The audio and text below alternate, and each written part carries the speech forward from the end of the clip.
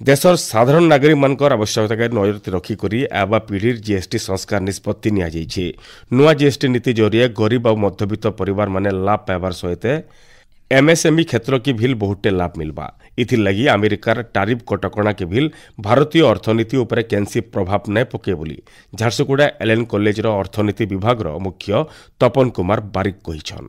स्वागत योग्य एथिपाई जे हमर जो एमएसएमई सेक्टर रे जो जीएसटी रो हेवी रेट थिला बहुत गोटे एमएसएमई कोरोना परवर्ती समय प्राय बंद हो जाइतला जोटी कि जो हमर प्रोडक्शन हबार कथा एम्प्लॉयमेंट हबार कथा से दृष्टि संपूर्ण भाव में जो मरी जाइतिले सेमान को बंचिबार गोटे नुआ राहा मिलला बोली निश्चित भाव में हम आशा करिबा। तापरे एबे जो ट्रम्प को टेरिफ अमेरिका राष्ट्रपति जो 50% हमर भारत ऊपर टेरिफ लगै छथि ताको भी मुकाबला करबा पय निश्चित भाव में जो जीएसटी सरलीकरण कराई 5% एवं 18% निश्चित भाव में ता भी हमको स्वागत करिबो। बहुत गुड जिनिस जेंति जो life saving medicine even zero कराई निश्चित भाव में लोकंकर उपभोग बढ़िबो एवं जा फल कि उत्पादन भी बढ़िबो एवं एम्प्लॉयमेंट भी जनरेट हेबो।